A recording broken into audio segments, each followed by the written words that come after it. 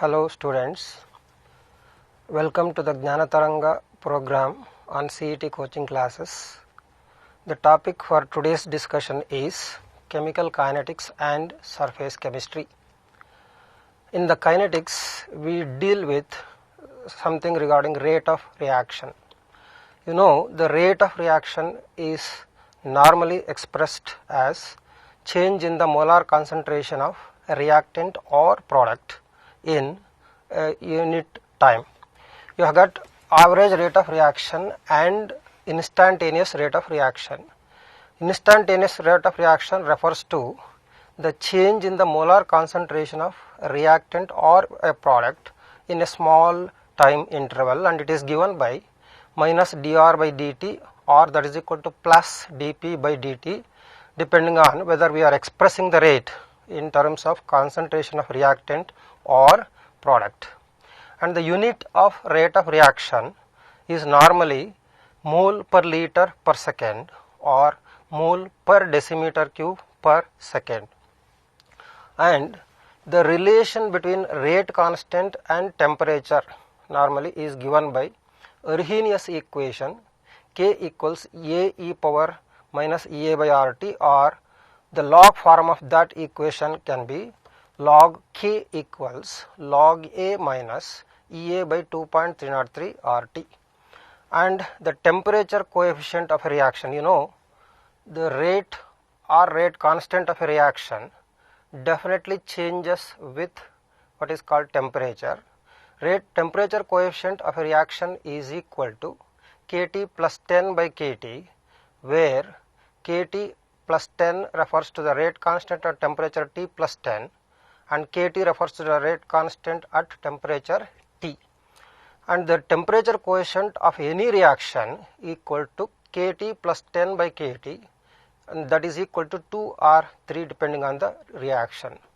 And then when we consider the different reactions of zero order, first order and second order, you can compare the rate constants of each order reaction, and you can identify the order of a reaction based on all these units of rate constant, half-life variation, concentration and rate dependence, etc., etc. Now for a zero order reaction, the rate constant is given by K equals R naught minus R by T. For a first order reaction, it is 2.303 by T log R naught by R, and for a second order reaction it is 1 by T of 1 by R minus 1 by R naught. And the unit of K for a zero order reaction is mole per liter per second. For a first order reaction it is just per second or per minute. For a second order reaction it is liter per mole per second. When we give the value, when the value of rate constant for any reaction is given, based on the unit of rate constant, you can identify whether the reaction is zero order or a first order or a second order. That is one method of identifying the order of a reaction. And then T half, you know very well, is the time interval during which the concentration of reactant is reduced to 1/2 of its initial value. For a zero order reaction, T half is equal to R naught by 2K, and for a first order it is T half equals 0.693 by K, and for a second order it is T half equals 1 by K into R naught. And when we consider the variation of T half with initial concentration, so for all order reactions, T half is proportional to R naught to the power 1, 1 minus N, where R naught refers to initial concentration of reactant and N refers to order of reaction. And using this formula we can say that for a zero order reaction, T half is directly proportional to initial concentration. For a first order reaction, T half does not vary with R naught. For a second order reaction, T half is inversely proportional to R naught. And then the rate law equation for zero order is rate equals K R naught, and for first order K R to the power 1, for a second order rate equals K R to the power 2. So when we have the rate law expression as the rate equals K R naught to the power 0 for a zero order reaction, when you change the concentration, I mean to say when you double the concentration of reactant, rate of reaction remains unchanged. If it is a first order reaction, so when the concentration of reactant is doubled, rate also doubles. For a second order reaction, when the concentration of reactant is doubled, rate increases 4 times, because rate equals K into 2 to the power 2, and because of that rate increases 4 times. Therefore, you can predict the order of a reaction either by the units of rate constant, or by the variation of T half with initial concentration, or by the variation of rate when the concentration of reactant is doubled. And then, so the as I said, the temperature coefficient of any reaction is equal to Kt plus 10 by Kt, and that is equal to 2 or 3, in the sense when the temperature of the reaction is raised by 10 degrees centigrade, the rate sometimes doubles and sometimes even triples for every 10 degrees centigrade rise in temperature. And increase in reaction rate is always given by 2 to the power n times, where n is equal to difference in temperature by 10. For example, when the temperature is increased from 20 to 80 degrees centigrade, n is equal to 80 minus 20 by 10, that is equal to 6. Obviously, the rate increases by 2 to the power 6 times, that is equal to 64 times. And apart from all these information, you should also know the important relations for different percentage completion of reactions for a first order reaction. For a first order reaction, T 75% equals to T 50%. That means to say, time required for 75% completion of a reaction is equal to twice the time required for 50% completion of reaction, and therefore T 3 by 4 is equal to 2 times T 3 half. Similarly, you can derive and show that for a first order reaction, T 87.5% is equal to 3 times T half, T 99.9% equals 10 times T half, and T 99% is equal to 2 times T 90, and T 99.9% is equal to 3 times 390%. The amount of reactant left over after n half-lives for any first order reaction is given by Rn is equal to R naught divided by 2 to the power n, or R naught into 1 by 2 to the power n. And apart from kinetics, if I have to tell you regarding surface chemistry, in the surface chemistry you should learn about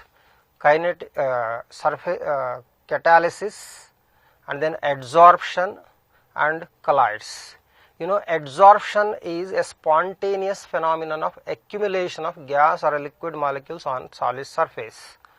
So during adsorption, because of orderly arrangement of molecules on a surface, the entropy of the system decreases, enthalpy also decreases, free energy also decreases. Therefore, adsorption phenomenon is accompanied by a decrease in enthalpy, entropy and free energy. And if I have to tell you regarding the extent of adsorption of a gas on a solid surface, that is given by the Freundlich adsorption isotherm, which is x by m is equal to Kp to the power 1 by n, where x is mass of adsorbate, m is mass of adsorbent, and P is equilibrium pressure, and n is an integer.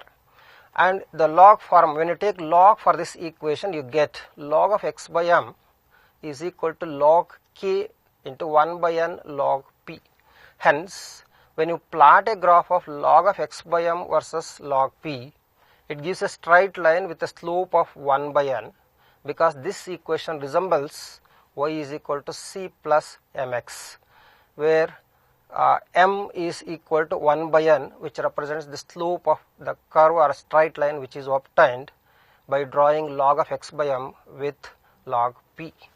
And you know, in the colloidal solutions, colloid is actually a heterogeneous solution which has got two phases, like a dispersed phase and dispersion medium, and the size of colloidal particles in the solution ranges from 1 to 1000 nanometers.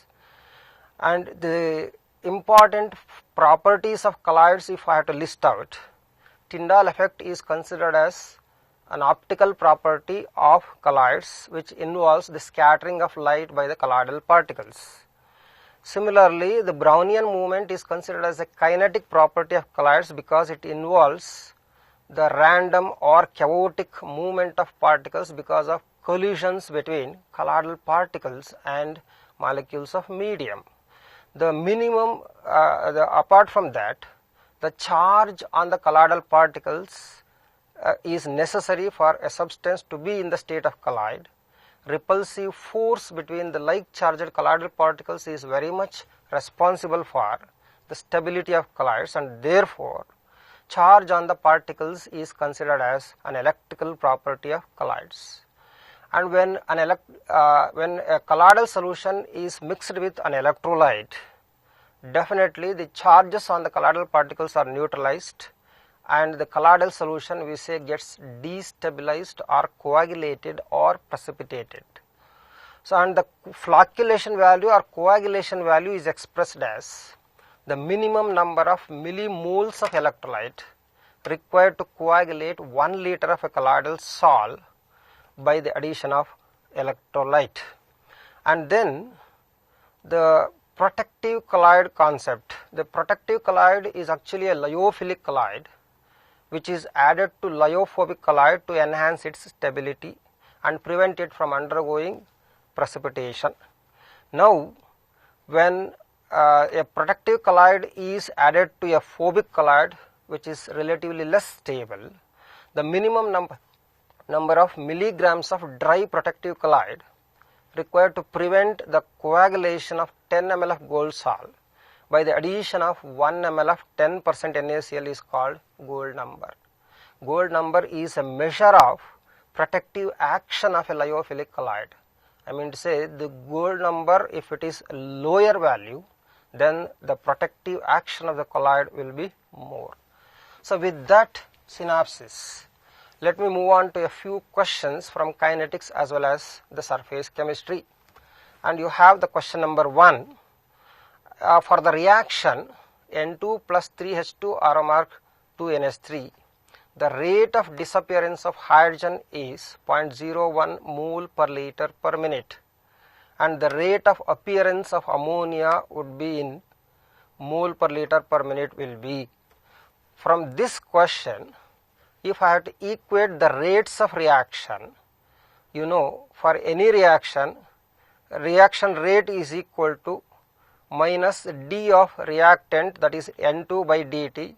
Since the coefficient of N2 in the equation is 1, you have got 1 in the denominator, that means it is equal to minus dN2 by dt, and coefficient of hydrogen is 3, and therefore when we express the rate in terms of decrease in concentration of hydrogen, it would be equal to minus 1 by 3 d of H2 by dt, and the product is ammonia which has got 2 moles in the balanced equation, and therefore the rate with respect to formation of ammonia is 1 by 2 d of NH3 by dt.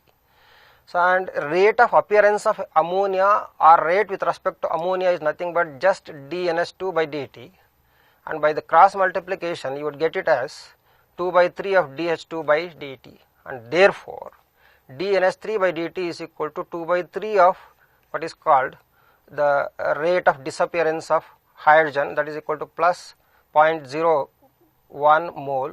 Obviously the multiplication gives you 0.007 mole per liter per minute, and hence the correct option becomes option C. The next question, for a gaseous reaction 2x plus y arrow mark p plus q, the rate is given by kx to the power 1 and y to the power 1.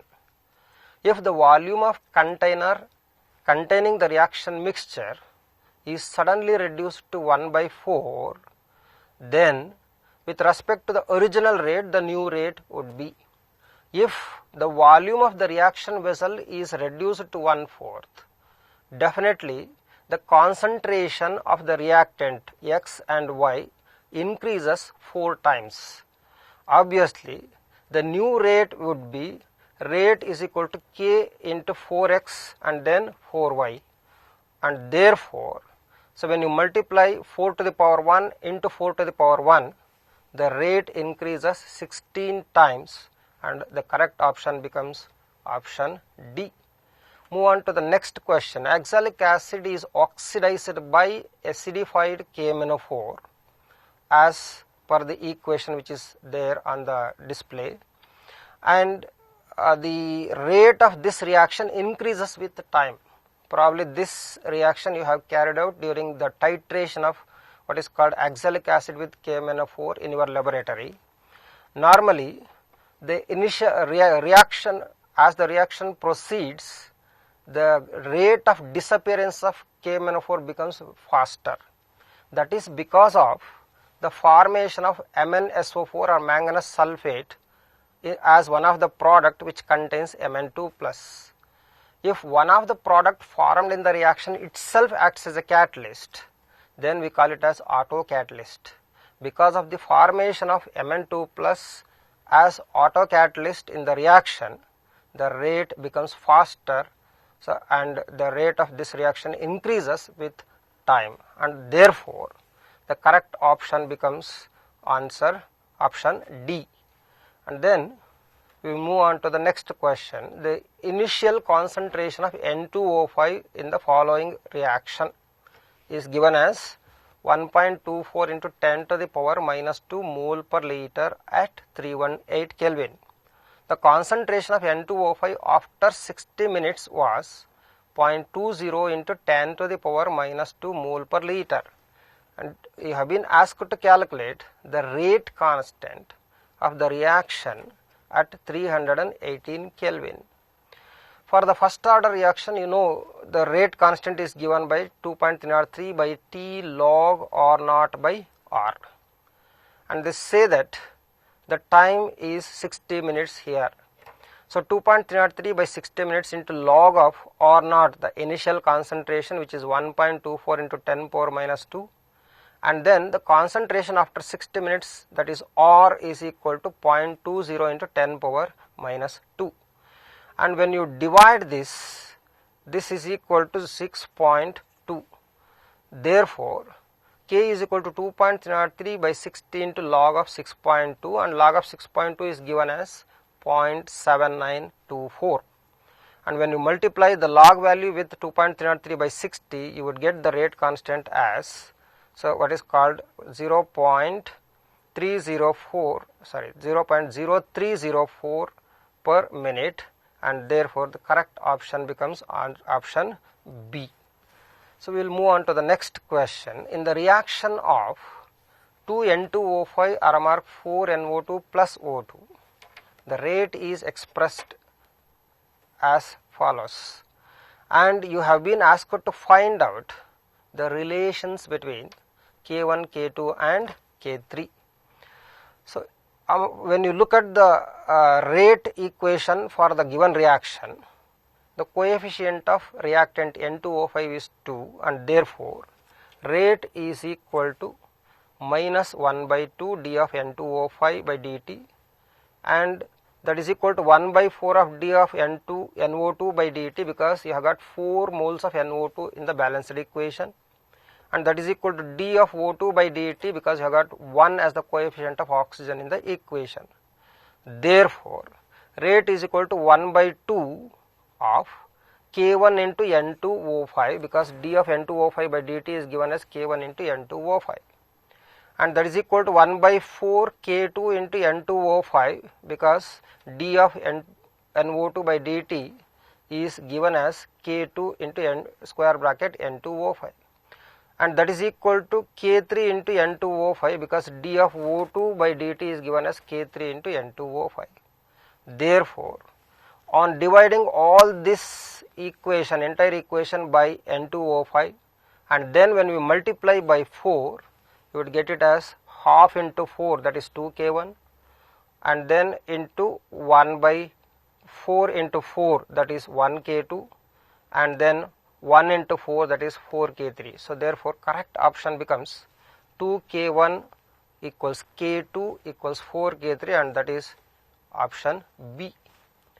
And the question number 6, you have been given the variation of initial rate of formation of the product with the different concentration of P and Q in the reaction. They have given you the concentration of P and Q in experiment 1 to 4, and you have been asked to find out the rate law equation for the reaction.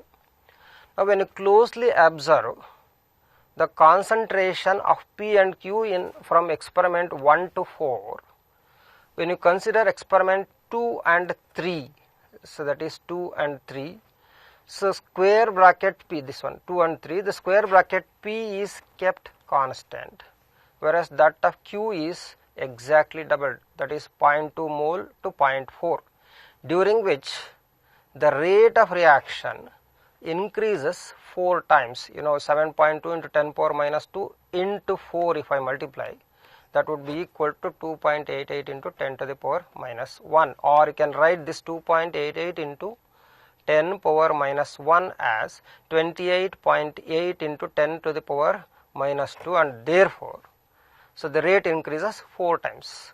When the concentration of Q is doubled, rate increases 4 times, which shows that order of reaction with respect to Q has to be 2, because 2 to the power 2 is equal to 4. Similarly, if you closely observe the concentration of P and Q from experiment 1 and 4, from experiment 1 and 4, the concentration of Q is kept constant, whereas that of P is increased from 0.1 to 0.4. So that means to say concentration of P is increased 4 times, during which rate also increases by 4 times. Obviously, so when concentration is increased 4 times, rate also increases 4 times, means the rate with respect to P is 1, and therefore the rate law expression becomes rate equals K square bracket P to the power 1 and Q to the power 2, and the correct option becomes option B. Then in the question number 7, the rate constant of a reaction is 0.69 into 10 power minus 2 per minute, and the initial concentration is 0.2 mole per liter. The half-life period. So, and the half-life options which are given are 800 seconds, 600 seconds, 400 seconds, and 6024 seconds. When you look at the unit of rate constant K as per minute, we can come to the conclusion that this is the value of rate constant of a first order reaction. For the first order reaction, T half is equal to 0.693 by K, and obviously 0.693 by 0.69 into the value of rate constant, 0.69 into 10 power minus 2. When you divide that, you get it as 1.004 into 10 to the power 2 minutes. So, and when it is converted into seconds by multiplying with 60, you would get it as 6024 seconds. Obviously, the correct answer becomes option D. And the next question, question number 8, the rate of a first order reaction is 1.8 into 10 to the power minus 3 mole per liter per minute, when the initial concentration of reactant is 0.3 mole per liter. The rate constant in the units of second is. Now, since it is a first order reaction, we can write the rate law expression as rate equals Ka to the power 1, and the rate of reaction is given as 1.8 into 10 power minus 3, and that is equal to K into concentration of reactant is 0.3 mole per liter. Therefore, K is equal to rate divided by concentration, that is 6 into 10 to the power minus 3. So this value is equal to 6 into 10 to the power minus 3. And since the rate constant has to be expressed in seconds, when we divide that by 60, you would get it as 6 by 60, that is 1 by 10 into 10 power minus 3, and that is obviously 10 to the power minus 4 per second, and the correct option becomes answer B. And then in the question number 9, when you plot a graph of log K and 1 by T for the first order reaction, we get a straight line. The slope of this line is given by, you know, the Arrhenius equation is log K equals A log A minus EA by 2.303 RT, and this equation resembles y is equal to C plus mx, and when you plot a graph of what is called log K versus 1 by T, you get a straight line whose slope is equal to minus EA by 2.303 R. So in the equation of straight line y is equal to C plus mx, the value of m is EA minus EA by 2.303 R, and therefore the correct answer becomes option B. And if I move on to the next question, question number 10, for the reaction NO plus O2 arrow mark 2NO2, rate is given as NO2 square into O2. If the volume of reaction vessel is doubled, the rate of reaction, you have been given 4 options, like will diminish to 1/4 or reduce to 1/8, will increase by 4 times, will increase by 8 times. Now when you look at the equation and its rate law equation, rate is equal to KNO2 square into O2. If the volume of the reaction vessel is doubled, like for example, if you have kept 2 moles in a 2 liter container, if the volume of container is enhanced from 2 moles into 2 liters into 4 liters, the concentration becomes half. That means to say 2 mole in 2 liter container, the concentration for that is 1 mole per liter. When this same 2 moles is kept in a 4 liter container, 2 by 4 becomes half, 0.5 mole per liter. So therefore, when the volume of reaction vessel is doubled, concentration becomes half, and therefore rate after what is called doubling the volume is equal to K into NO2 by 2 square and O2 by 2. And if I divide this equation 2 from equation 1, you get rate 2 by rate 1, that is equal to 1 by 8, that is you get it as 1 by 2 square into 1 by 2, obviously 1 by 4 into 1 by 2, and that is equal to 1 by 8, and rate 2 is equal to 1 by 8 times rate 1, means the correct option becomes option B, which will diminish to 1 by 8 of the initial rate of reaction.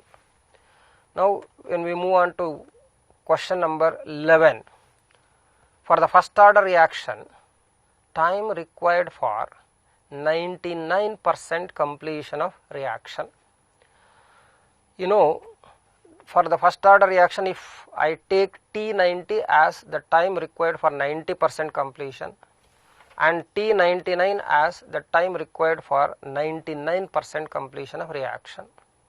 If I substitute for 90% completion of reaction, 2.303 by K log 100, if R0 is taken as 100, or is equal to 100 minus 90, that is equal to 10%. So 100 by 10 becomes log 10. You know, log 10 is 1. Obviously T90 can be written as 2.303 by K. And for 99% completion, 2.303 by K into log of 100 by 100 minus 99. So and obviously the T99 will be equal to 2.303 by K into 100 by 1, that is log 100. Now log 100 is 2. Therefore it is T99 is equal to 2.303 by K into 2. Therefore if I write substitute 2.303 by K as T90, then it becomes T99 is equal to 2 times T90. That means time required for 99% completion of a first order reaction is twice the time required for 90% completion, and obviously the correct answer is option C. Question number 12. Hydrolysis of ester in an alkaline medium. You know, hydrolysis of ester in an alkaline medium, like by the hydrolysis carried out in presence of a base like alkali like NaOH. So the ester on hydrolysis with an alkali gives sodium salt of carboxylic acid and alcohol. For this reaction, the rate equation becomes rate equals K into ester to the power 1 and alkali to the power 1. Therefore, so the order of reaction becomes, so when you add the power 1 plus 1, that is equal to 2. So definitely it is a second order reaction, and since the coefficient of ester is 1 and NaOH is 1, molecularity is also 2. So the correct answer becomes second order reaction with molecularity of 2. Remember, if the hydrolysis of ester is carried out in presence of an acid, then it is called acid hydrolysis of ester. That will be a pseudo first order reaction. Hydrolysis of ester carried out only in presence of an alkali like NaOH or KOH, then only it will be a second order reaction with molecularity of 2. And the question number 13, for a second order reaction, the rate at a particular time is x. If the initial concentration is tripled, the rate will become 3x, 9x square, 9x and then 27x. Since it is given as a second order reaction, the rate law equation becomes rate equals K A square, and that is equal to x. When the concentration of A is tripled, we write concentration of A as 3 times A, and during which the rate law expression becomes rate 2 is equal to K into 3A square. That can be written as 3 square is 9, and therefore K into 9 into square bracket A, and that is equal to x dash. If I write rate 2 by rate 1 and if I divide the equation 2 by equation 1, I will get it as rate 2 by rate 1, and that is equal to x dash by x, that is equal to K into 9A divided by K into 9A square. It has to be K into 9A square divided by Ka square, and the division gives you the value as, after cancellation you get the value as 9. Obviously the rate becomes 9 times, and 9x or option C becomes the correct answer. Then we will move on to question number 14. So this question has, which one of the following is wrongly matched? As I told you just now, saponification of CS3COO-C2H5, that is ethyl acetate. Saponification is also called alkali hydrolysis of ester. So alkali hydrolysis of ester is a second order reaction, and that is correctly matched. Whereas acid hydrolysis of CS3COO-CH3, which is called methyl acetate, as I told you just now in the previous question, is an example of pseudo unimolecular reaction, and that is also correctly matched. Decomposition of H2O2 is definitely a first order reaction, whereas in the option D, combination of H2 and Br2 to form HBr is given as zero order reaction, but the rate law expression for the combination of H2 and Br2 to produce HBr goes with rate equals KH2 Br2 to the power half. When you add the powers, order of the reaction is 1 plus half, that is equal to 1.5. Definitely the combination of H2 and Br2 to produce HBr is an example of a fractional order reaction and it is not a zero order reaction, and therefore so option D is wrongly matched. In the question number 15, for a reaction having the rate law expression rate equals Ka power 3 by 2 into B power minus half, if the concentration of both A and B are increased 4 times, the rate of reaction, they say the given options are 4 times, 16 times, decreases 4 times or remains the same. And the rate equation is given as R1 equals K into A power 3 by 2 and B to the power minus half. When the concentration of both the reactants are increased 4 times, A has to be replaced by 4A, B has to be replaced by 4B, during which the rate is given as R2. R2 obviously will be equal to K into 4A to the power 3 by 2 and 4B to the power minus half. And if the equation 2 is divided from equation 1, you get R2 by R1, you get it as 4 to the power 3 by 2 and 4 to the power minus half. So 3 by 2 is 1 and half minus half, 1 and half minus half becomes 1. Obviously the ratio of rates is equal to R2 by R1 is equal to 4 to the power 1, and therefore so 4 to the power 1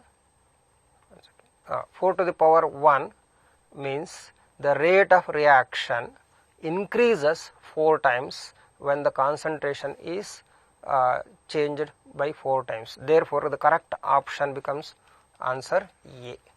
Now if we move on to the question number 16, for a chemical reaction A or mark B, it is observed that the rate of reaction doubles when the concentration of A is increased 4 times.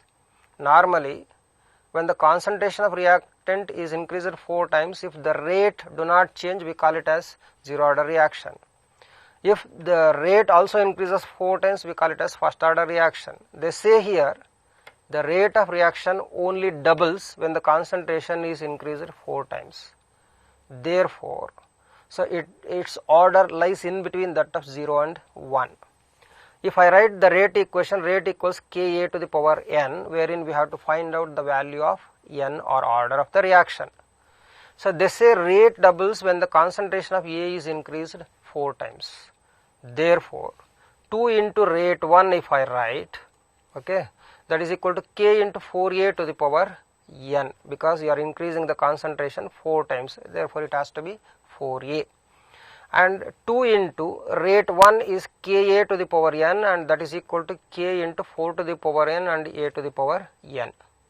When we cancel this K and then A power n, you are left with 4 to the power n is equal to 2. So square root of 4 is 2, or 4 to the power half is equal to 2. Obviously the order of the reaction becomes 1 by 2, and the correct answer is option C. So in the question number 17, they say a first order reaction is 75% complete after 32 minutes. So when was 50% of the reaction completed? For a first order reaction, you know the time required for 75% completion of a reaction, you know very well, it is equal to twice the time required for 50% completion of reaction, and therefore T half is equal to T half is equal to 32 minutes, which is the time for 75% completion, divided by 2, and that is the answer becomes 16 minutes. The correct option becomes option A. Alternatively, you can work out this problem this way also. If I consider R naught as the initial concentration as 100%, then after 1 T half, 50% of the reaction gets completed and 50% of the reactant will be left unreacted. So after 2 T halves, 50% of the remaining 50%. In total, it is 75% of the reaction gets completed. They say that 75% of the reaction gets over in 2 t-halves. That is 32 minutes is equal to 2 t-halves, and obviously t-half becomes 16 minutes. In the question number 18, the reaction A to B follows first order kinetics. The time taken for 0.8 mole of A to produce 0.6 mole of B is 1 hour. What is the time taken for the conversion of 0.9 mole of A to produce 0.67 mole of B? The options are given as 1 hour, 0.5 hour, 0.25 hour and 2 hours.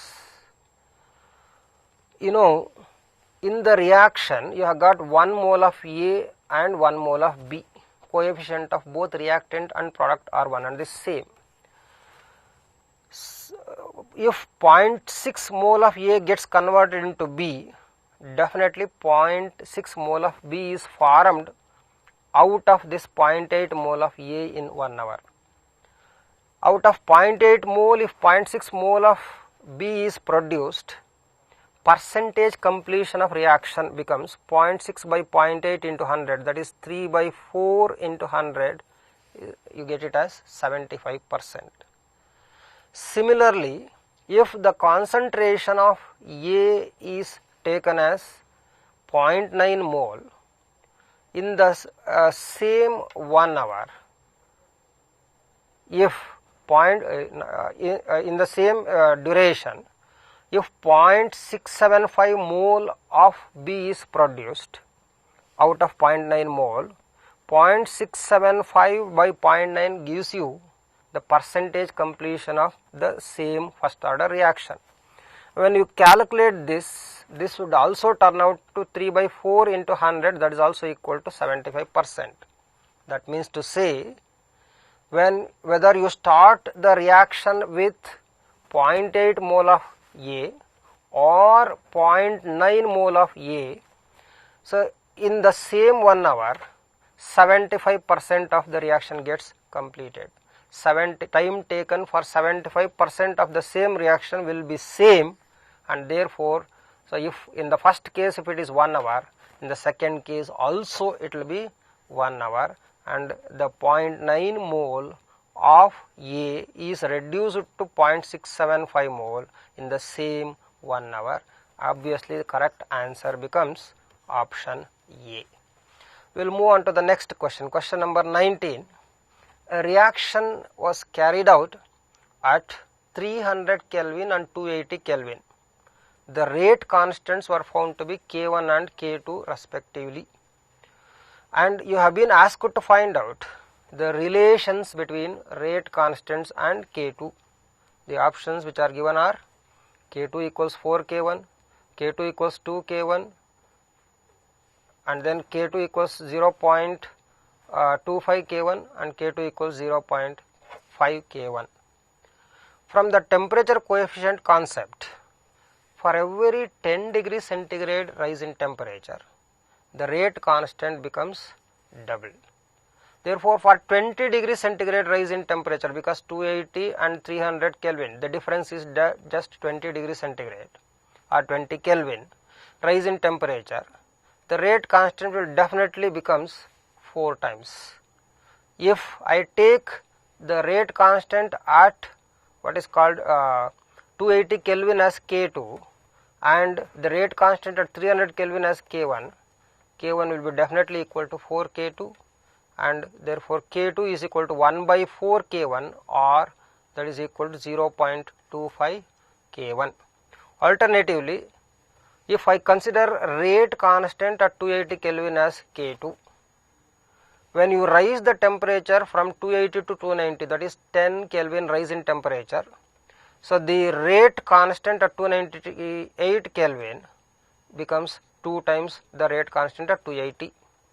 When you increase the temperature from 290 to 300, the rate constant at 300 will be 2 times the rate constant at 290, and therefore, so this is 2 K2 into 2 becomes 4 K2, and that will be the value of what is called K1. 4K2 equals K1, and therefore K2 is obviously equal to 1 by 4 K1, or that is equal to 0.25 K1, and the correct answer is option C. Yes. Let us move on to the question number 20.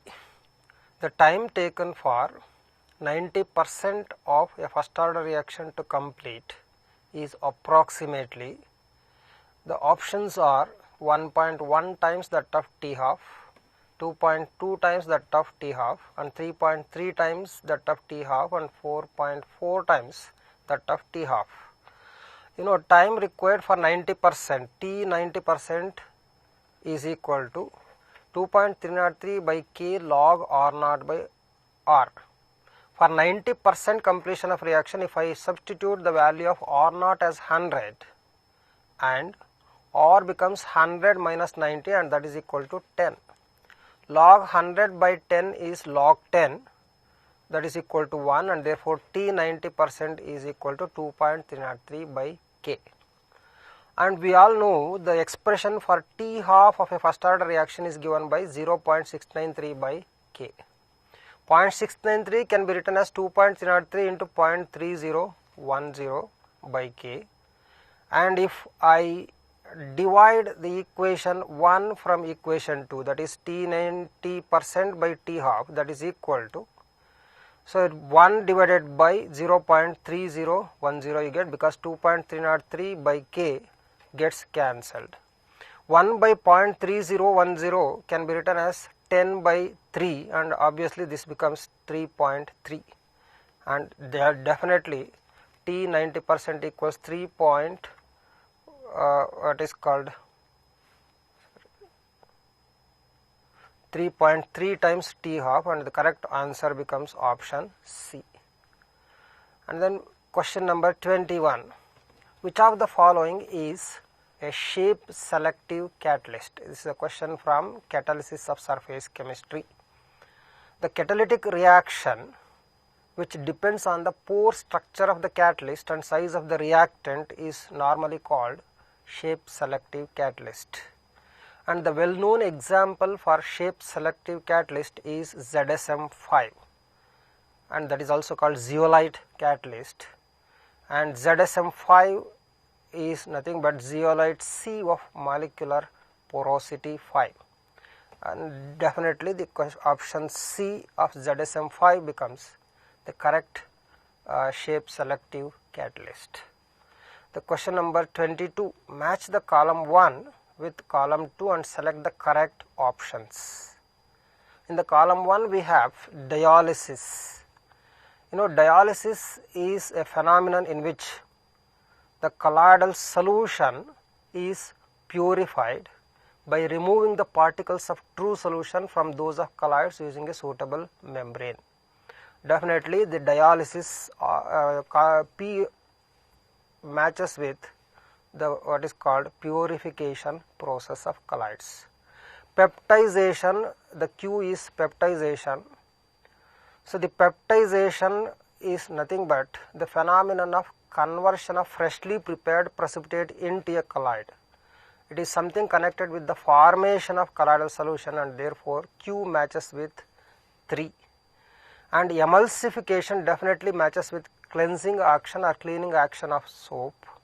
And electrophoresis is a phenomenon which is normally what is called the process which is performed to find out the nature of charges on the colloidal particles, and it involves definitely coagulation of charges on the colloidal particles, and it matches with the 2, and hence the correct option becomes option B, which is the correct option for the matching of column 1 with the column 2. We will move on to question number 23. During adsorption process, the options are T delta S is positive, delta H minus T delta S is negative, delta H is positive, T delta S and delta G becomes 0. You know, adsorption is a spontaneous phenomenon which is accompanied by decrease in free energy. All spontaneous processes are accompanied by decrease in free energy. And the spontaneity of a reaction is measured in terms of Gibbs equation, delta G is equal to delta H minus T delta S.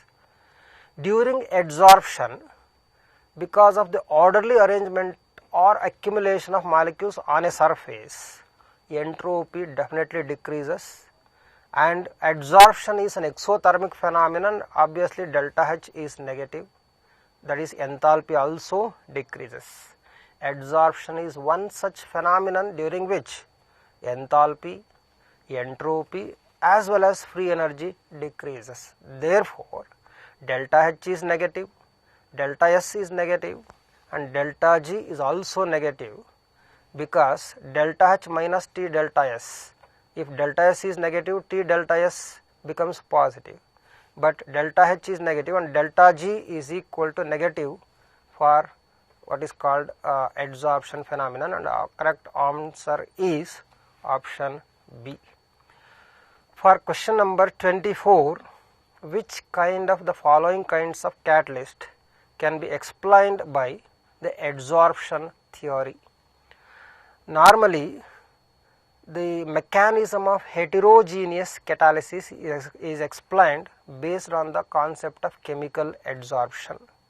Heterogeneous catalysis is that type of catalytic reaction in which you have different physical states for reactants and catalyst. So, because of adsorption on the solid surface, the rate of reaction gets enhanced, and hence the mechanism of heterogeneous catalysis is explained by the concept of chemical adsorption, and option A becomes the correct answer. And we will move on to question number 25. Given below, the catalyst and the corresponding reactions are matched. You have to find out the mismatch in that. So, option A is RHCl-PPl3 thrice. This compound PPH3 stands for triphenyl phosphine, and this is called Wilkinson catalyst, that is used in the hydrogenation of alkenes. The next one, TiCl4 plus Al(C2H5) thrice, that is called Ziegler-Natta catalyst, that is triethyl aluminium and titanium tetrachloride, that is called Ziegler-Natta catalyst, which is used in the polymerization of alkenes. And vanadium pentoxide is not used in the Haber's process, and option D, nickel is definitely used in the hydrogenation of oils. And obviously vanadium pentoxide is not used for Haber's process, for which we use only finely divided iron, and molybdenum promoter are being used. Apart from oxides of potassium or aluminum also can be used as promoter, and vanadium pentoxide is not the one which is used in Haber's process, and option C becomes the mismatch in the options which are given. In the question number 26, butter is an example of which type of colloid? So, butter is a gel. In a colloidal gel, the dispersed phase is a liquid and dispersion medium is a solid. Hence, so the butter is an example of a colloidal type. Butter is an example of a gel in which the liquid is dispersed in solid, and therefore the correct option becomes answer B. And in the question number 27, for the adsorption of a gas on a solid surface, the plot of log of x by m versus log p is a linear with a slope which is equal to, Freundlich adsorption isotherm is given by x by m is equal to kp to the power 1 by n, where x is mass of adsorbate and m is mass of adsorbent, and log of x by m, if I take log for this equation, you get it as log of x by m is equal to log k plus 1 by n log p, and this equation resembles the equation of straight line y is equal to c plus mx, for which the value of m is 1 by n, and therefore the slope of the curve is equal to 1 by n, and the correct option is answer B. And in the question number 28, which of the following statements is correct? So in these options, arsenious sulfide sol is being coagulated with what is called ferric iron Ba2 plus and Na2 plus. From the Hardy rule, higher the valency of active ion, greater is the precipitating action. Since arsenous sulfide sol is a negatively charged colloid, so the coagulating power increases with the charge on the cation, and therefore, so the decreasing order of coagulating power is given by Fe3 plus greater than Ba2 plus more than Na plus, and hence, so the coagulating power of Fe3 plus is more than that of Ba2 plus, whose coagulating power is more than that of Na plus.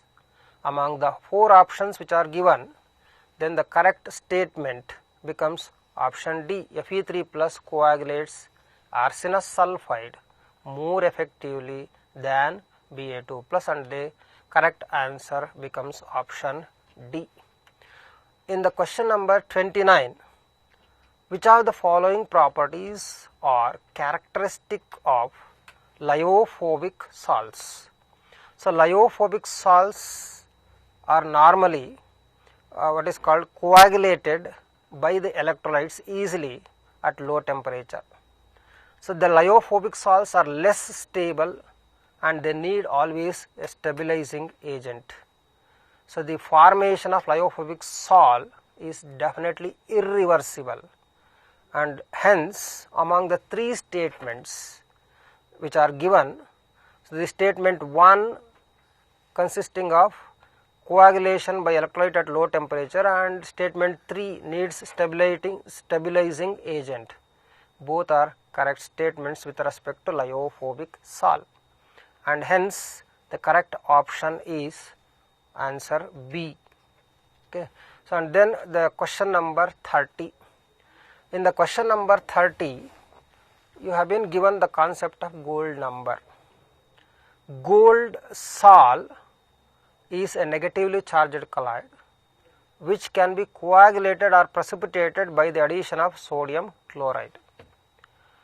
Now, since gold sol is less stable, its stability is enhanced by the addition of a protective colloid, and the protective action of a protective colloid is expressed in terms of gold number.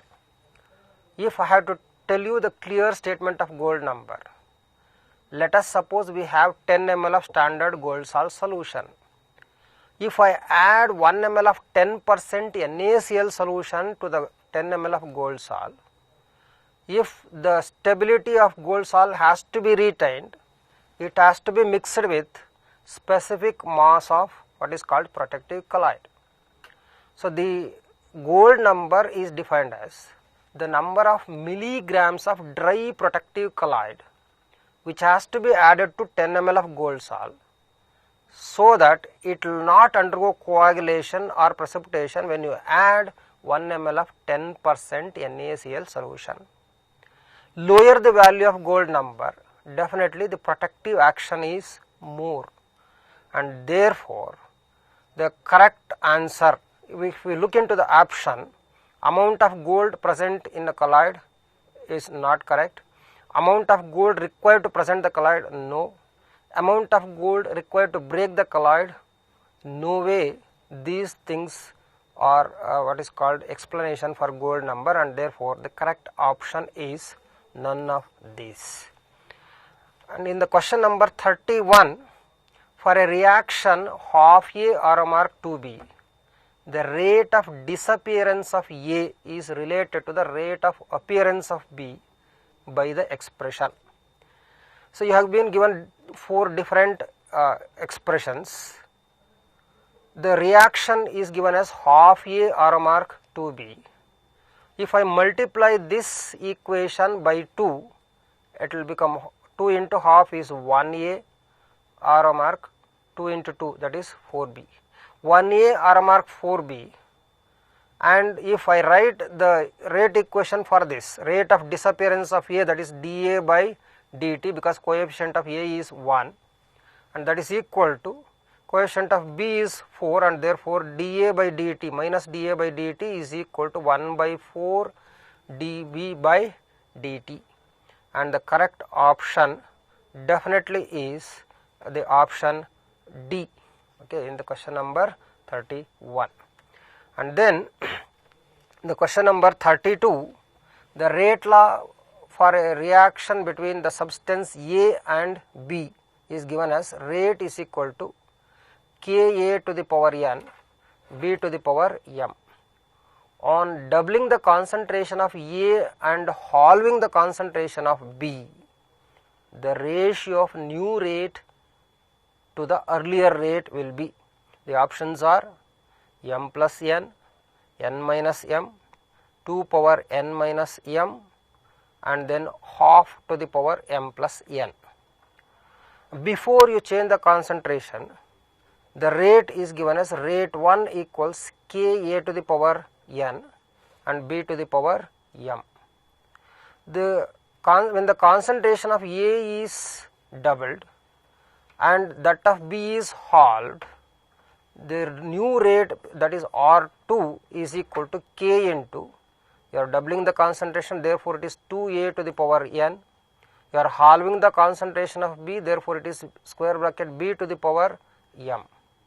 And if I divide the second equation with one equation, you get R2 by R1, that is equal to K2 power n, A power n, and then B power m. This 2 to the power m comes to the numerator, therefore it is 2 to the power minus m, and in the denominator you are left with K A power n and B power m. When you cancel K A power n B to the power m, you are left with 2 to the power n and 2 to the power minus m, therefore it is 2 to the power n minus m. The correct answer is option C. And then in the question number 33, the time required for 100% completion of a zero order reaction. For a zero order reaction, the expression for rate constant is given by K equals R naught minus R by T, or T is equal to R naught minus R divided by K, in which R naught represents the initial concentration and R represents the concentration of reactant left over after time t. When the reaction is totally complete, that means to say 100% complete, so the concentration of reactant which is left over R square bracket R becomes 0. Definitely the time required for completion of reaction becomes R naught minus 0 by K, or R naught by K, and the correct option is option C. When we move on to question number 34, the rate of a first order reaction is given as 1.5 into 10 to the power minus 2 mole per liter per minute at 0.5 mole concentration of reactant. The half life or T half of the reaction you have been asked to calculate. The options are 23.1 minute, 8.73 minute, 7.53 minute and 0.383 minute. So the first order reaction has the rate law expression as rate equals K R to the power 1, or K is equal to rate divided by concentration. The rate is 1.5 into 10 power minus 2 and the concentration is given as 0.5.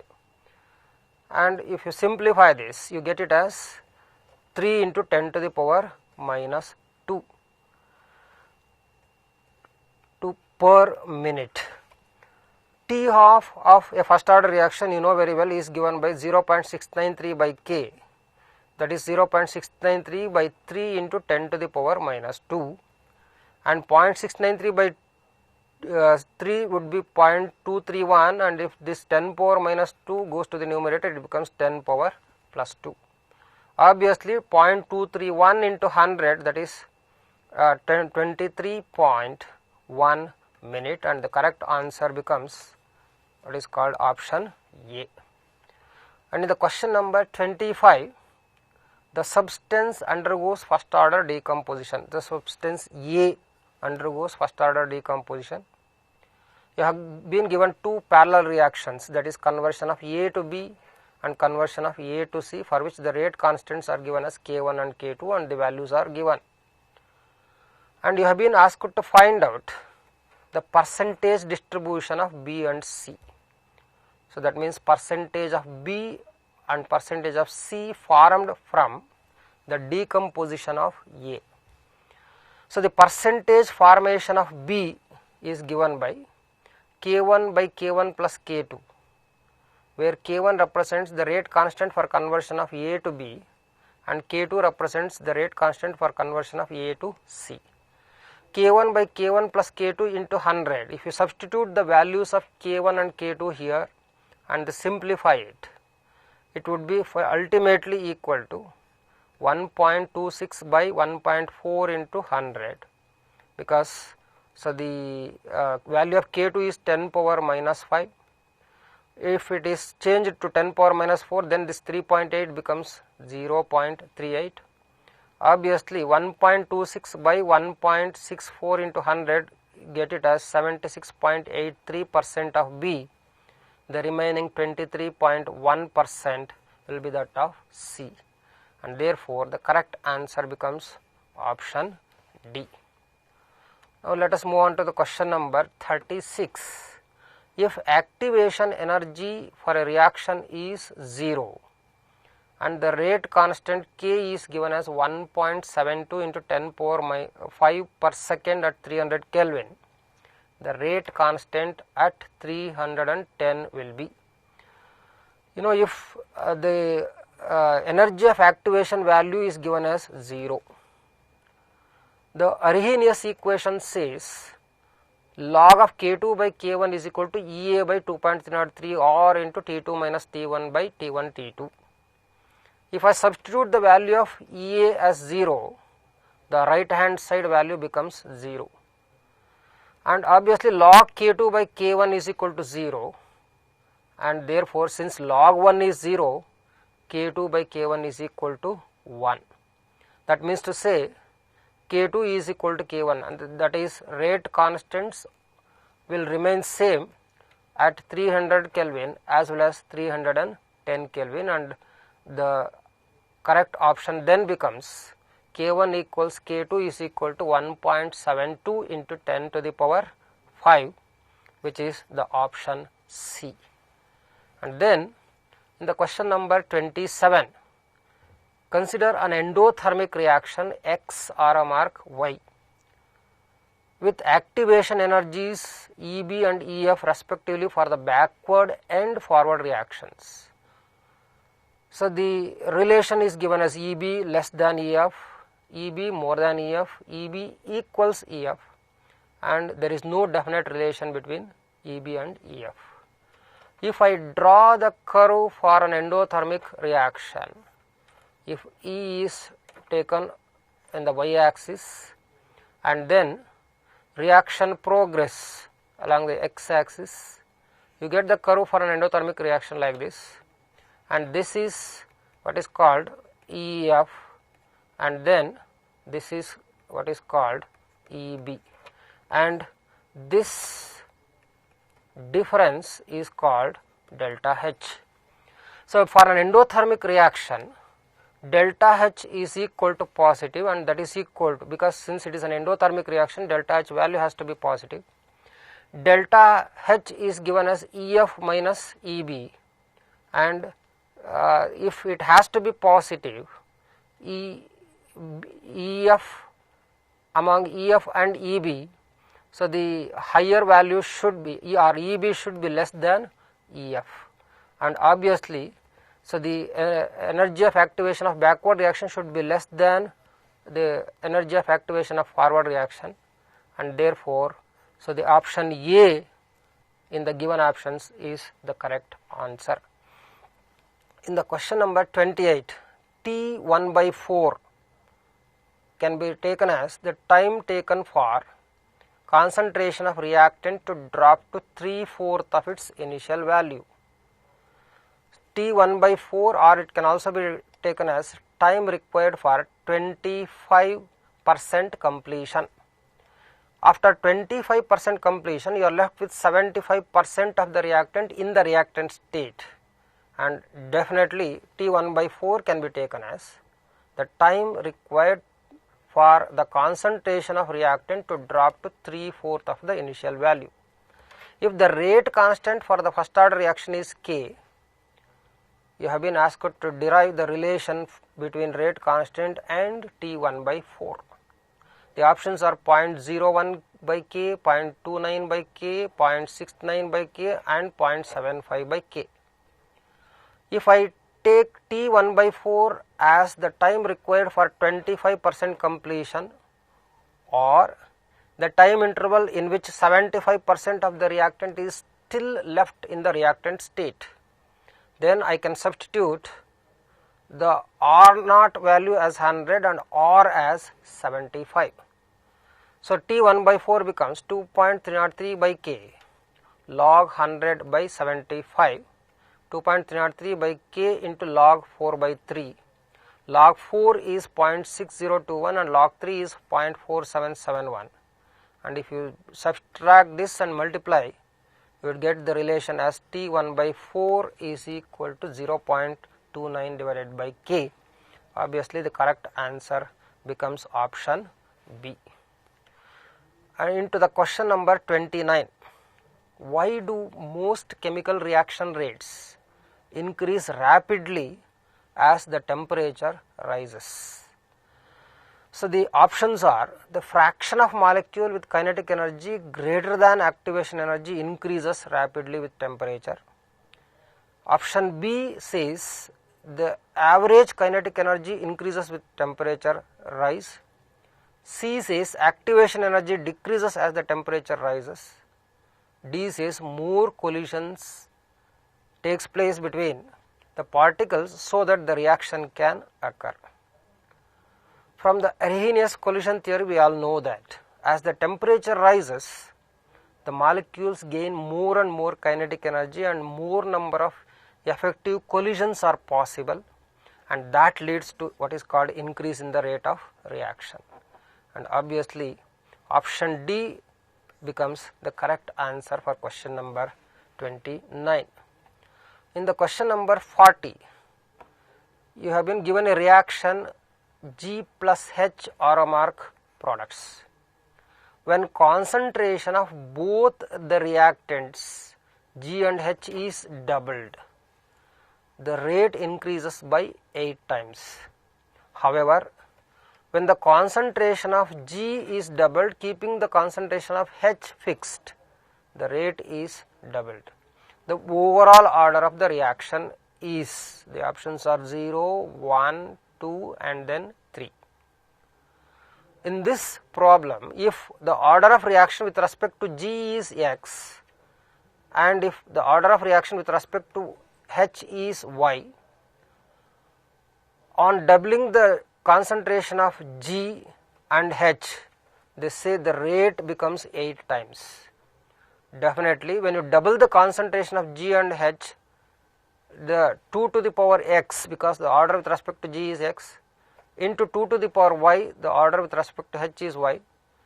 So since you are doubling the concentration of both G and H simultaneously, 2 to the power x into 2 to the power y will be equal to 8, they say, because the rate of reaction is increasing 8 times.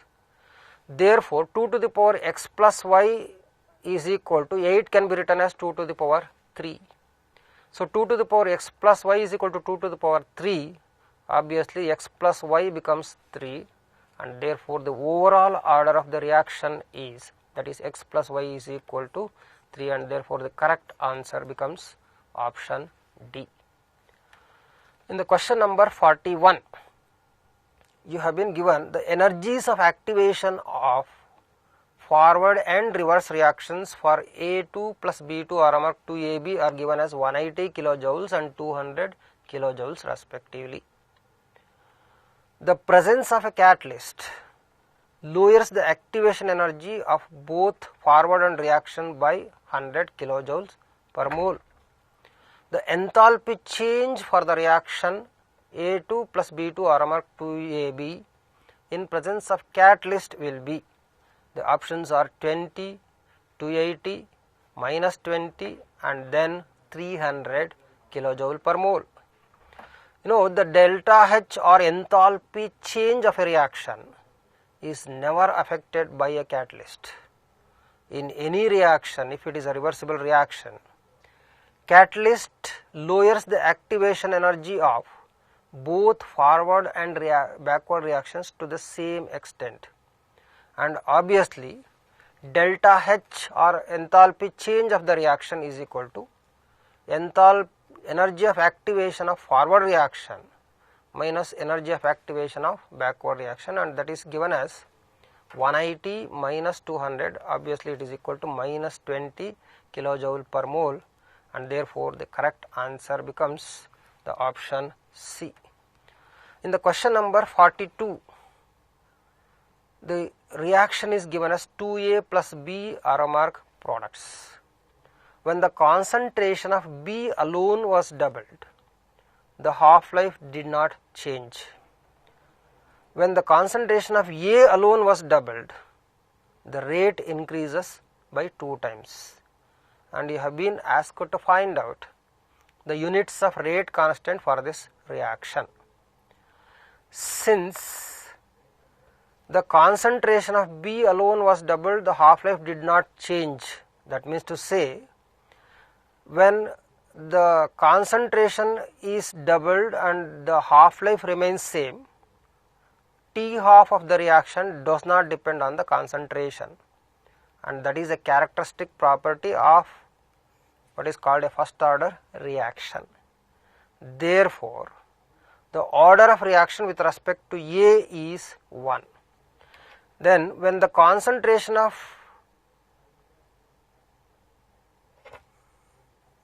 when the rate equation becomes rate equals K A to the power 1 and B to the power 1, and they say that in the next half of the sentence problem, when the concentration of A alone was doubled, the rate increases by 2 times. Obviously, order with respect to A is also 1, order with respect to B is also 1. So therefore, rate of reaction, which is normally expressed as mole per liter per second, is equal to K into concentration of A into concentration of B, that is mole per liter whole square. And if you cancel mole per liter, you are left with liters per mole per second, because it is a second order reaction. Overall order of the reaction is 1 plus 1, that is equal to 2, and hence the rate constant of this second order reaction will have the units liter per mole per second. We shall move on to question number 43. It says, if 60% of a first order reaction was completed in 60 minutes, 50% of the same reaction would be completed approximately in 45 minutes, 60 minutes, 40 minutes and then 50 minutes are the options. The rate constant of a first order reaction K is given as 2.303 by T log of R naught by R, and R naught for 60% completion, if I write R naught as 100, R is equal to 100 minus 60. Definitely K is equal to 2.303 by 60 into log 100 by 40 or log 10 by 4, that is equal to 2.303 by 60 into log 10 minus log 4. and this is equal to log 10 is 1.0, 2.303 by 60 into 1.0 minus 0.6, that is equal to 2.303 by 60 into 0.4, and definitely the value becomes T half is equal to 0.693 by K. If I substitute the value of K as 2.303 by 60 into 0.4 in this expression, 0.693 is written as 2.303 into 0.3010, and then the 60 goes to the numerator.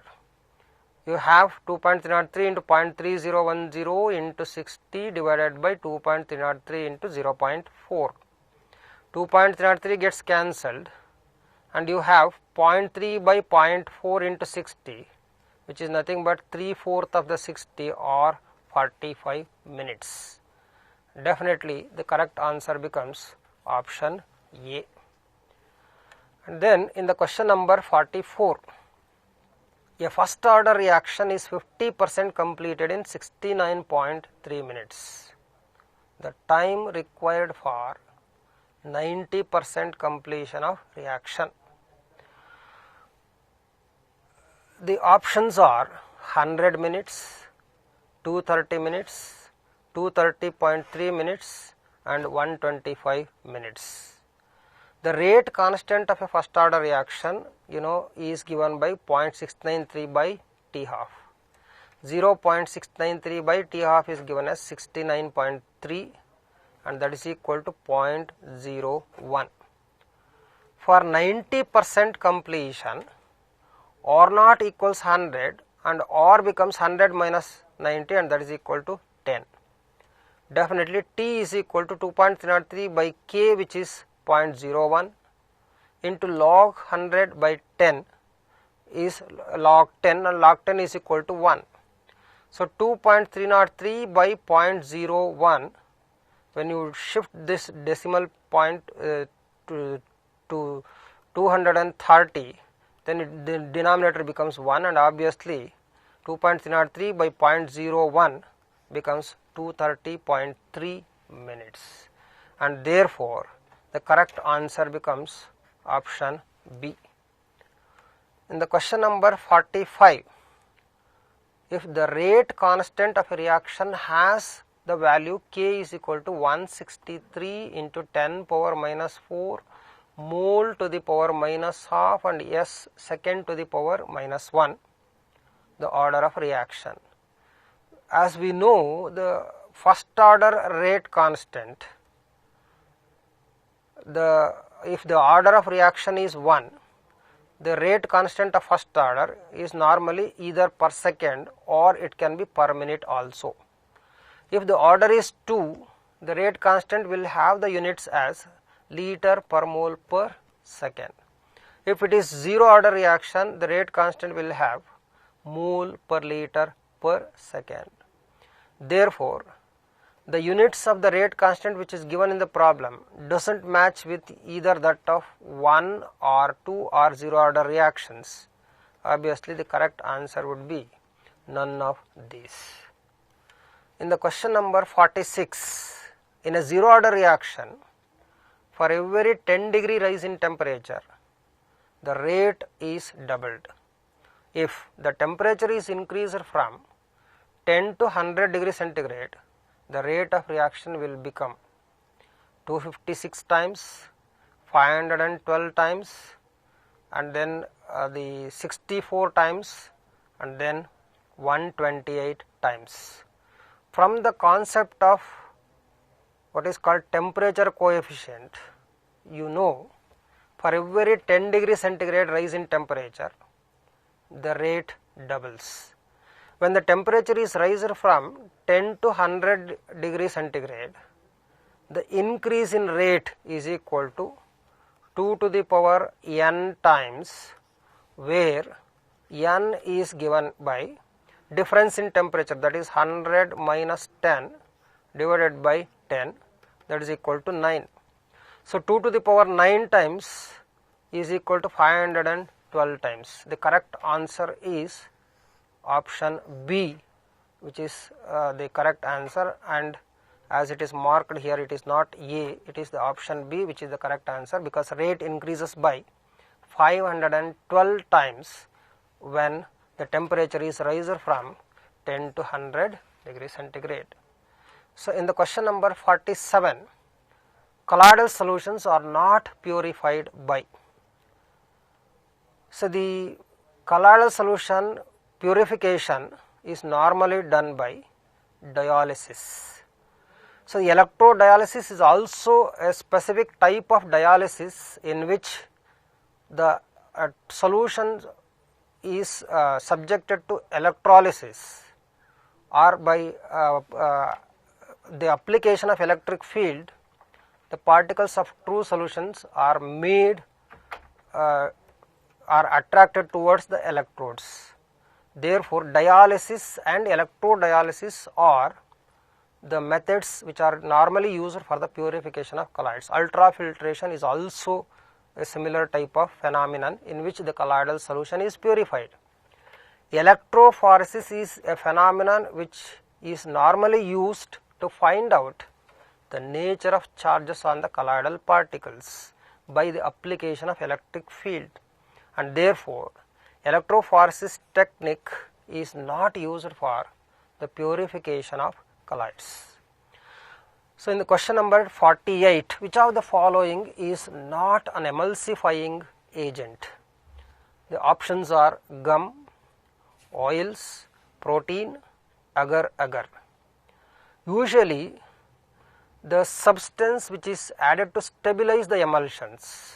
Emulsion is actually a colloidal solution in which one liquid is dispersed in another liquid. That means to say, both dispersed phase and dispersion medium are liquids.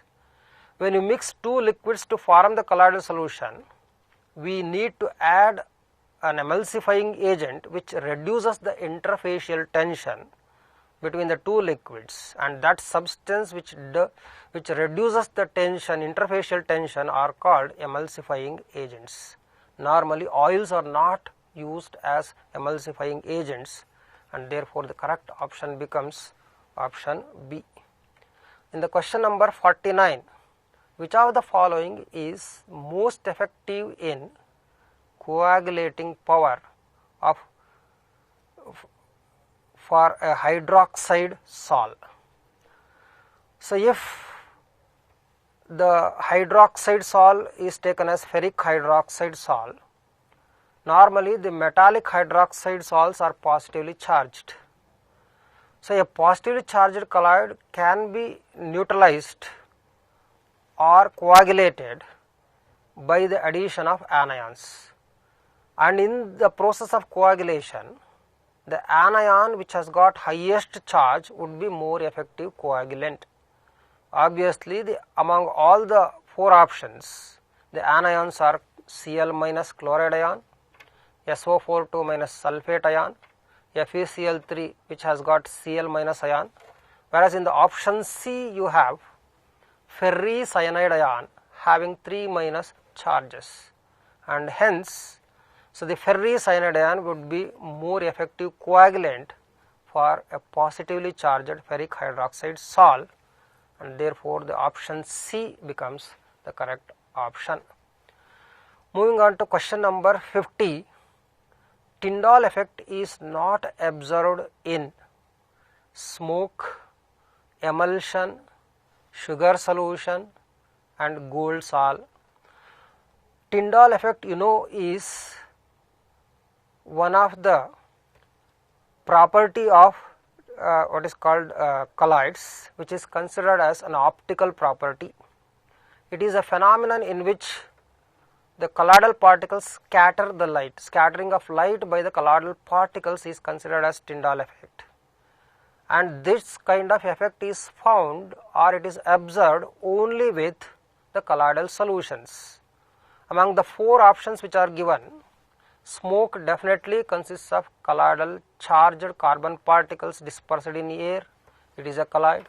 Emulsion is a type of colloid, as I said, which has got dispersed phase and dispersion medium as liquids.